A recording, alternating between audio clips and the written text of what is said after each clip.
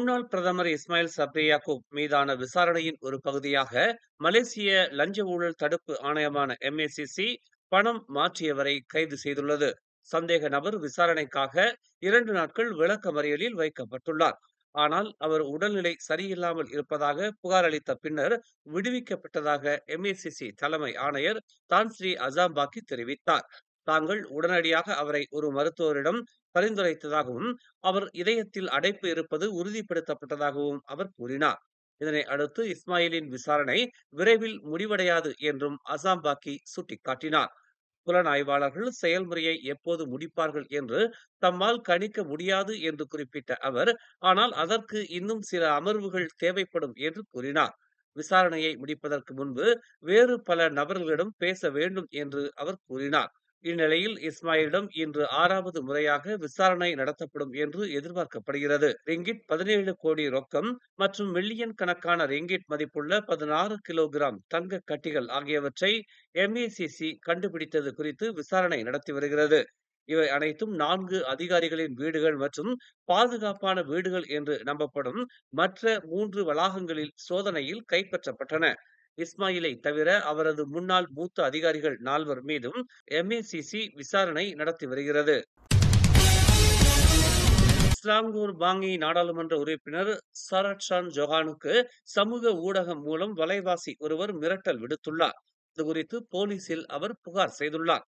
தமக்கு எதிராக முகநூல் பயனாளி ஒருவர் மிரட்டல் விடுத்துள்ளார் என்றும் அது ஒரு குற்றச்செயல் என்று கருதப்படுவதாகவும் வழக்கறிஞருமான அவர் தெரிவித்துள்ளார்.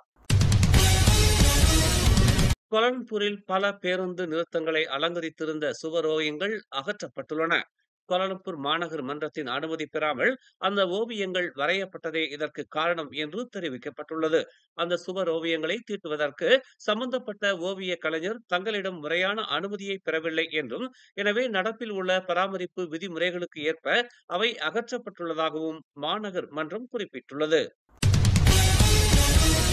தேசிய கொடிகளையும் மாநில கொடிகளையும் பறக்க விடும் போது முறையான மரபுகளும் நெறிமுறைகளும் பின்பற்றப்பட வேண்டும் என்று பொதுமக்களுக்கு போலீசார் நினைவூட்டியுள்ளனர்.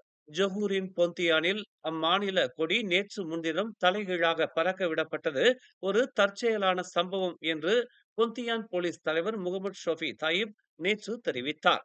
ஜலான் குகூப் சாலையில் உள்ள சீனர் சங்கம் ஒன்றுக்கு சொந்தமான அந்த ஆலயத்தில் ஜொகூர் மாநில கொடி தலைகீழாக பறக்க விடப்பட்டது குறித்து அச்சங்கத்தின் அதிகாரிகளிடம் விசாரணை நடத்தப்பட்டதாகவும் அவர் உறுதிப்படுத்தினார்.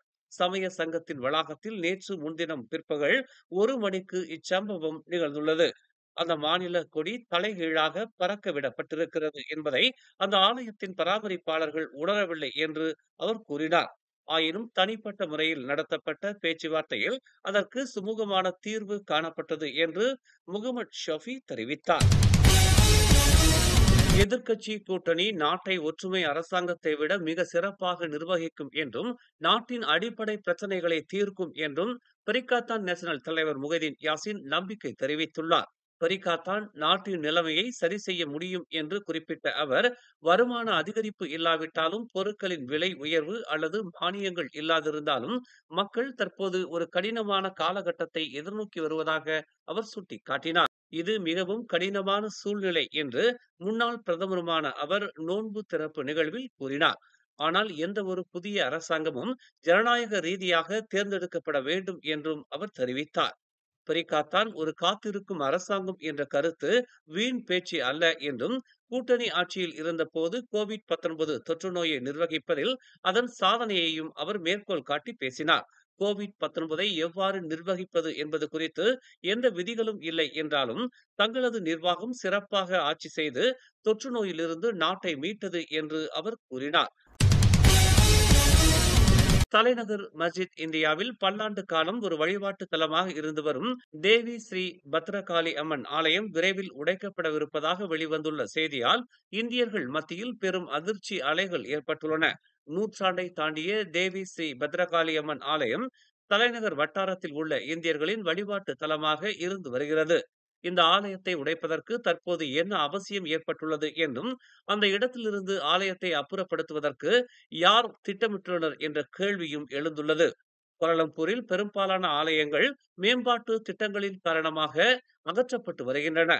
ஆனால் காலம் காலமாக இந்துக்களின் வழிபாட்டு தலமாக இருந்து வரும் இவ்வாலயத்தை பாதுகாக்க பல்வேறு தரப்பினர் போராடி வருகின்றனர். மலேசிய வழக்கறிஞர் மன்றத்தின் முன்னாள் தலைவர் டத்தோ அம்பிகா ஸ்ரீனிவாசன் தலைமையில் ஒரு தரப்பினர் ஆலயத்தை காப்பாற்றுவதற்காக போராடி வருவதாக தெரிவிக்கப்பட்டுள்ளது. இவ்வாலயத்தை காப்பாற்ற பல்வேறு முயற்சிகள் எடுக்கப்பட்டு வருவதாகவும் அந்த தரப்பினர் தெரிவித்துள்ளனர். மேலும் செய்திகளை தெரிந்து கொள்ள தமிழ் மலர் நாளிதழை பாருங்கள். உடனுக்குடன் செய்திகளை தெரிந்து கொள்ள தமிழ் மலர் இணையதளம், தமிழ் மலர் செயலி மற்றும் மலர் டிவி யூடியூப் சேனலை வலம் வாருங்கள். எங்களோடு இணைந்திருக்க மலர் டிவியை பதிவு செய்து கொள்ளுங்கள். உறவுகள் மகிழ்ந்திட விருப்பம் மற்றும் பகிர்வு சேவையை சொடுக்கிடுங்கள்.